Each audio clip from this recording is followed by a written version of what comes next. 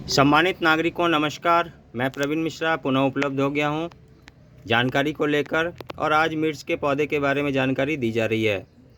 जैसा कि हम लोग जानते हैं कि छोटे से जगह में, खास करके बालकनी में या कंटेनर में पौधों को उगाना और चलाना काफ़ी मुश्किल होता है। लेकिन जब हम लोग उसके न्यूट्रिएंट को अच्छे से पौधों में डालते हैं और समय रहते उसमें डालते हैं तो हमारे पौधे अच्छे चलने लगते हैं और फल और फूल भी आना शुरू हो जाता है। लेकिन इसके ठीक विपरीत यदि हम लोगों ने पौधों का ध्यान नहीं रखा और उसमें समय रहते पोषण नहीं दिया तो पौधे फूल आने के बाद भी झड़ जाता है और झड़ने के बाद फिर कुछ भी नहीं हासिल होता है। इसलिए ज़रूरी है कि पौधों में पोषक तत्व को आप समय रहते दें, और पोषक तत्व को देने का जो तरीका है वो ये है कि सबसे पहले आप ये ध्यान रखें कि सॉयल मिक्स अच्छे तरीके से बना लें। सॉयल मिक्स अच्छे तरीके से यदि आप बना लेंगे, जिसमें आप हर तरह के पोषक तत्व जो पौधों के शुरुआती दौर में चलने के लिए जिम्मेदार होता है वो यदि डालेंगे तो पौधे भी सेहतमंद होकर अच्छे चलेंगे। पौधों के चलने के बाद लगभग 28 से 35 दिन के आसपास पौधों में बढ़वार शुरू हो जाती है और अब वो वयस्क होकर फूल और फल बनने के इंतज़ार में लगे रहते हैं। इस कड़ी में यदि हम लोग बात करें तो फूल आने पर यदि आप लोग कैल्शियम की डिफिशेंसी को रोकने के लिए और पौधों में तेज़ी रहे फास्फोरस के लिए और सल्फ़र के लिए, और पौधों में फूल और फल बने इसके लिए मैग्नीशियम के लिए सारा कुछ डालेंगे तो पौधे अच्छे चलेंगे। लेकिन अब बात यह है कि डाला क्या जाए, तो डाला ये जाए या तो केमिकल डाला जाए या तो ऑर्गेनिक डाला जाए, नेचुरल डाला जाए।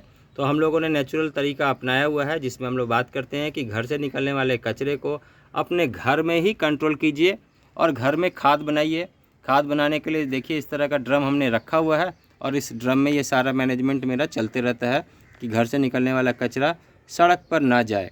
इसके बाद हम लोग और भी कोशिश करते रहते हैं कि क्या कुछ और डाला जाए, तो हम लोग कोशिश ये होती है कि बायो एंजाइम का रुख किया जाए, और बायो एंजाइम भी अच्छे तरीके से हम लोग बनाते हैं घर में, जो कि बोतल में आसानी से बन जाता है और लगभग 90 दिन के एक औसत समय में ये तैयार हो जाता है। पौधों में फ्लावरिंग के स्टेज में ये सारा मैनेजमेंट करना ज़रूरी होता है और इस ज़रूरी के लिए हम लोग काम करते रहते हैं, और फिर 15-15 दिन में गुड़ाई करके पौधों में सॉयल मिक्स डालते रहते हैं। सॉयल मिक्स डालने का फ़ायदा ये होता है कि सभी तरह के पोषक तत्व जो पौधों को ज़रूरत है, कंटेनर गार्डनिंग के ध्यान में रखकर ये सारे चीज़ हम लोग डालते हैं। यदि सिर्फ आप एक तरह का खाद डालेंगे तो इसका ये होगा कि कुछ एक चीज़ें पौधों को मिलेगी, कुछ एक चीज़ें नहीं मिलेगी। तो हम लोग पोषक तत्व की श्रृंखला में यदि बात करें तो सॉयल मिक्स डालते हैं, और ये सॉयल मिक्स पौधों के लिहाज को ध्यान में रखकर, उसके चलने को ध्यान में रखकर बनाया जाता है, और उसी तरीके का हम लोग सॉयल मिक्स डालकर पौधों को चलाते हैं। पौधों में फूल आने के स्टेज में ज़्यादा एहतियात बरतने की ज़रूरत होती है। जहां एक और फ्लावरिंग के स्टेज में हम लोग ज़्यादा पानी नहीं देते हैं, मिट्टी हल्की और भुरभुरी रहे इसका ध्यान रखते हैं। वहीं गुड़ाई करके पौधों के तने में मिट्टी चढ़ा देते हैं। मिट्टी चढ़ाने का ये फ़ायदा होता है कि पौधे सेहतमंद होकर चलने लगते हैं, पौधों को स्ट्रेस नहीं आता है, और पौधे फूल और फूल के बाद फल लगने की जो प्रक्रिया है उसमें सहायक होकर ये टॉप ड्रेसिंग होकर पौधे अच्छे चलने लगते हैं। सभी तरकीब के बारे में जब बात हो रही है तो ये भी बताना ज़रूरी है कि न्यूट्रिएंट मैनेजमेंट के हिसाब से हम लोग बायो एंजाइम डालते हैं, और ये बायो एंजाइम किस तरह से डाला जाए इसके बारे में भी अभी चर्चा चलेगी। बायो एंजाइम डालने की जो ज़रूरत है वो होती है पौधों में, जब पौधे इस्टेब्लिश हो जाते हैं, अच्छे चलने लगते हैं, तो उस समय में बायो एंजाइम से न्यूट्रिएंट की पूर्ति की जाती है। और एक और बायो एंजाइम का फ़ायदा ये होता है कि जहाँ पौधे में थोड़ी तेज़ी आती है, गति आती है, उत्प्रेरक का काम करता है। वहीं दूसरी ओर कीड़े मकोड़ों से भी सुरक्षा बायो एंजाइम पौधों को करती है, और कीड़े मकोड़े के गंध होने की वजह से, कीड़े मकोड़े के उस जगह में गंध होने की वजह से, बायो एंजाइम का गंध होने की वजह से कीड़े मकोड़े पौधों तक आने से थोड़ा कोताही बरतते हैं या एहतियात बरतते हैं, और इस लिहाज से हमारा जो ऑब्जेक्टिव है वो फसल आने का और फसल सुरक्षित हो जाने का वो पौधों को मिल जाता है। नेचुरल और प्राकृतिक तरीके से बागवानी करना काफ़ी कठिन है, और शहरी क्षेत्र में तो ये और भी ज़्यादा चुनौतीपूर्ण कार्य है। लेकिन हम लोग यहाँ पर एक बायोडाइवर्सिटी बनाकर रखते हैं, जिससे कि एक जंगल जैसा लुक हो, और यहाँ पर बहुत सारे हमारे मित्र कीट वास करते हैं। मित्र कीट के रहने का फ़ायदा ये होता है कि जब भी पौधों में कोई शत्रु कीट का अटैक होता है तो ये मित्र कीट यहाँ से शत्रु कीट को धर दबोचते हैं, और उसका फ़ायदा हमारे पौधों को मिल जाता है और पौधे सुरक्षित होकर चलने लगते हैं। वहीं दूसरी ओर एरोमेटिक और फ्रेगरेंस वाला जो प्लांट है, जिसमें हम लोग बात करते हैं तुलसी का, मड़ुआ का और इस तरह का अजवाइन के पत्ते का भी, ये सारा हम लोगों ने एक सिस्टम दिया हुआ है। यहाँ पर हम बात करते हैं कड़ी पत्ते का, तो बहुत सारे ऐसे जो पॉलिनेटर्स है वो इनके वजह से यहाँ पर अट्रैक्ट करते हैं। और थोड़ा सा ऐसा जगह भी दिया है जहाँ पर झाड़ी नुमा जगह हो, बूसी एरिया हो, वहाँ पर पौधे के साथ साथ ये विश्राम के मोड में भी आते हैं और जब समय हो उस समय में पॉलिनेट के लिए निकल चलते हैं। पॉलिनेटर्स का टाइम अलग अलग होता है। सर्दियों में जब ये गुनगुनी धूप में निकलते हैं, वहीं गर्मियों की बात करें तो बहुत ज़्यादा सुबह में और फिर शाम में जब बहुत ज़्यादा अनुकूल वातावरण होता है उस समय में निकलते हैं। बहुत ज़्यादा मौसम विपरीत होने पर ये पॉलिनेटर्स अपने घर में ही सुरक्षित होकर आश्रय में आराम करते हैं और फिर वो इंतज़ार करते हैं मौसम के अनुकूल होने का।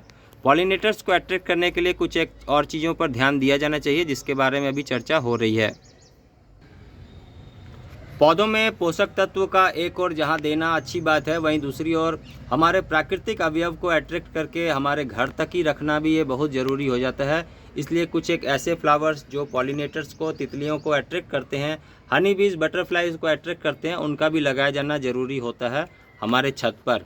इन बातों का ध्यान रखेंगे तो आपके फसल में आने वाली जो चैलेंजेस है वो कम होने लगेगी। पॉलिनेटर्स बहुत ही महत्वपूर्ण रोल प्ले करते हैं और आप देखेंगे तो इनका जो टाइम है वो टाइम अलग अलग है। अलग अलग तरह के पॉलिनेटर्स आते हैं, छोटे भी होते हैं, सूक्ष्म भी होते हैं, कुछ रिजिड होते हैं, कुछ सॉफ्ट भी होते हैं।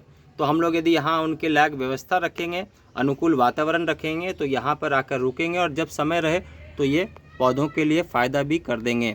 इन्हीं सभी तरकीब के लिए हम लोग बात करते रहते हैं और आपके जो समस्या जो आपकी आती रहती है गार्डनिंग से संबंधित, उन पर भी हम लोग कोशिश करते हैं कि सुधार होने लगे और जो कुछ भी आप लोग हमें फीडबैक देते हैं उसी पर हम लोग काम करके फिर आप तक ये सारा संदेश पहुंचाने का प्रयास करते हैं।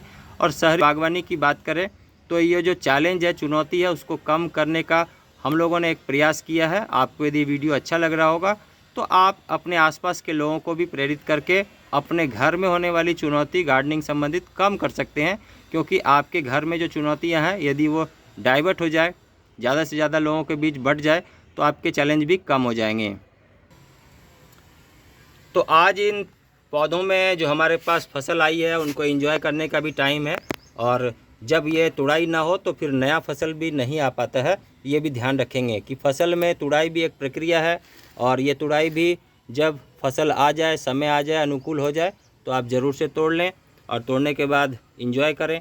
यदि आप अपने हाथ में मुट्ठी भर इस तरह से सब्जियों को लेंगे, फसल को लेंगे या फिर हरी मिर्च को भी लेंगे तो ये जायका में 4 चांद बढ़ा देगा। इस तरकीब को ज़्यादा से ज़्यादा लोगों तक पहुंचाने के लिए हम लोगों का जो ये प्रयास है ये आप तक चलता रहेगा, आप तक पहुंचता रहेगा और आपके लिए होता रहेगा। आप सभी का बहुत धन्यवाद। पुनः मिलेंगे नई जानकारी के साथ, तब तक बहुत ध्यान से रहिएगा। Thank you very much. Take care. नमस्कार।